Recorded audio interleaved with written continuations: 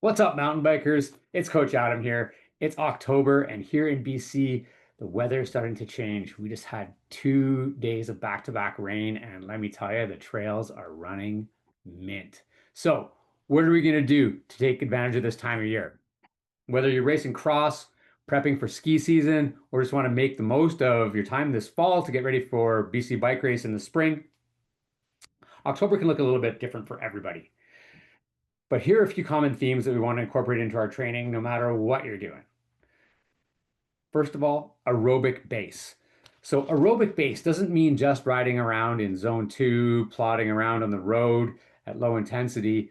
Aerobic base means developing across that spectrum of aerobic capabilities. We're going to carry that with us from now through into the fall and into the winter. So we can do some shorter rides with a little bit of intensity. We can do long adventure mountain bike rides or longer gravel rides, road rides, and even some structured workouts if you're keen and ready both physically and mentally to incorporate that into your training right now. Structure in the fall? So traditionally, fall would look like a lot of downtime. And if you just came off a really competitive season, if you were riding at a high level, if you've been traveling a lot, racing, if you're a pro, absolutely, you need a break. You need some time to mentally and physically shut down, rest, recharge, restore before you get back to work. But so often for masters athletes, particularly, summer results in a lot of downtime. Our key races tend to be earlier, maybe even late spring, early summer. And that means the back half of summer looks a lot more like days at the lake, time away with the family. We've got a lot of rest and we come into the fall charged up and ready to go. So if that's you, how are we going to make the most of this time? Now, if if you're ready to get going, and this is a mistake I see riders make a lot. They get going, they come in with guns blazing in the fall, they arrive in January, they're on fire, and then they have a difficult time holding that form. And ultimately, they start circling the drain by the time their key races roll around.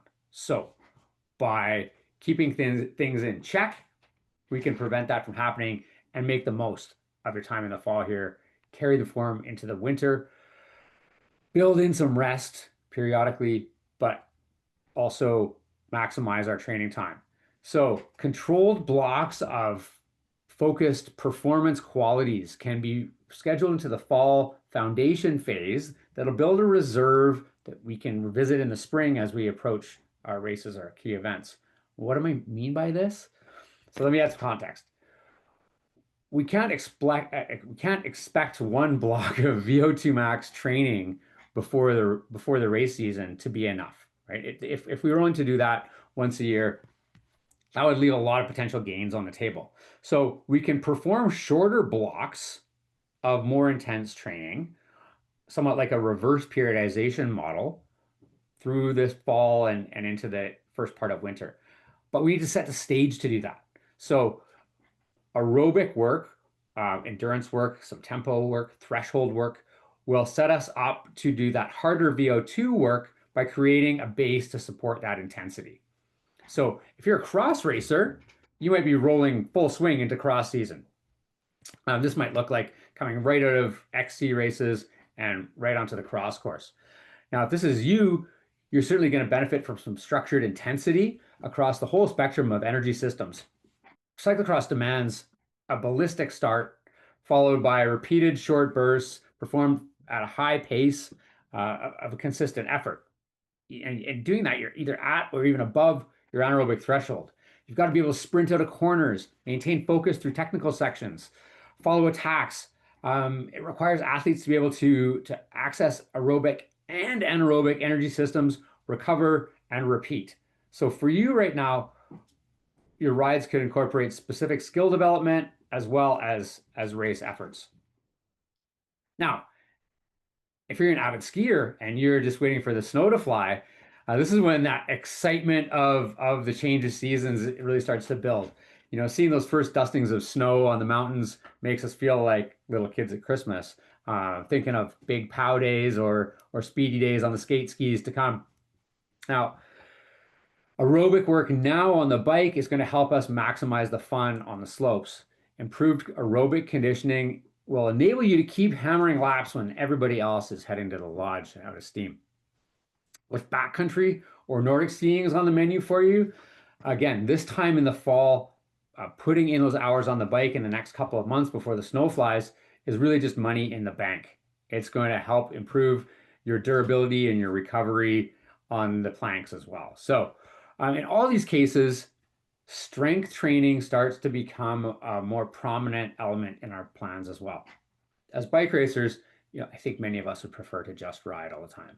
But strength work is important not only for injury prevention, uh, mobility, stability, core strength, as well as managing the forces that are coming upwards at us through the bike and the forces that we want to apply downwards onto the bike to create and release pressures and do all the fun things that mountain biking entails or requires. Strength training will also help us become more efficient on the bike. And finally, it's going to help us increase our pedaling power. We want to start slow with sessions focused around quality movement and adaptation. When you do begin to add weight, make sure that proper technique and manageable loads are your focus, okay? Um, Mountain bikers are not power lifters. We need to focus on basic movements to start: squat, hinge, lunge, push, pull, rotate. Okay, it doesn't need to be cycling specific. Um, in fact, I don't believe that anything sport specific is the best way to go. We want a well-rounded strength plan that helps us improve all those qualities. Now, I often use this analogy. As mountain bikers, we're like a car that has a huge motor, okay, but the transmission, their chassis needs some work. So we could go into the gym and move a lot of weight around, but we're also setting ourselves up for injury if we do that.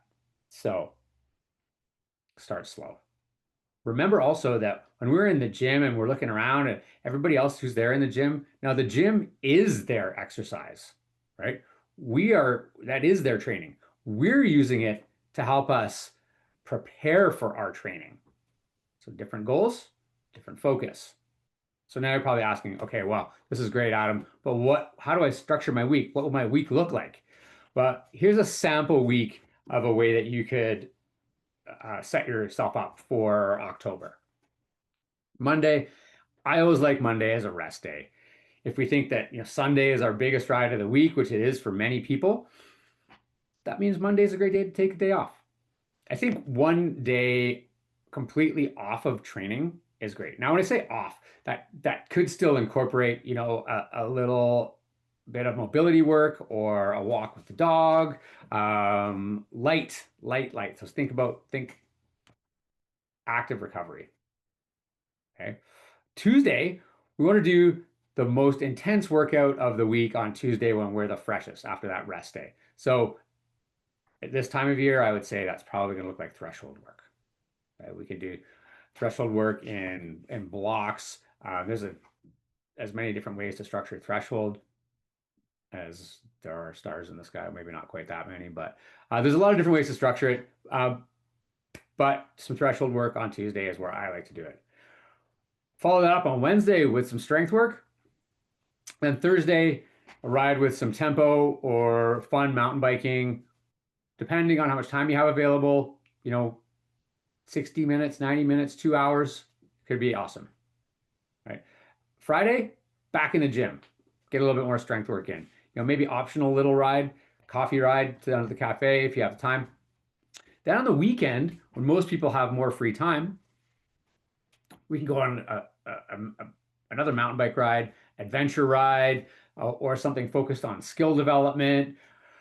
But I would say either way, include some climbing. Get some intensity in there. It doesn't have to be structured, but let's climb and descend, working on those aerobic components while we're going up, and then working on the skill development when we're coming down. So if we're talking skill development, we could think about breaking our skills into individual components. So it could be something like just focusing simply on improving your body position on the way down the hill, or thinking about braking points coming into corners. On Sunday, we're going to go long. This is probably going to be our longest, but mellowest ride of the week. So we can do this on the road, gravel, hiking, trail running, or a longer, maybe slightly easier mountain bike ride. We want to make sure that just because we're doing endurance, we don't need to empty the tank every time we go out there. So think about your pacing, think about something that's sustainable, and we can try and push that distance as we get into it. But really, a 2 hour ride, 3 hour ride could be a great length of time for this time of year. The key here is to build consistency and move into November and December with a solid foundation for what is to come. If you've enjoyed this video and you want more information like this, my Club Shred program could be a great option for you. With weekly group calls, a content bank of videos like this, a group discussion forum, it's a great resource for any mountain biker looking to increase their knowledge and performance. You can check it out at thecyclingco.com/join club shred. Thanks. I'm Coach Adam. Happy training.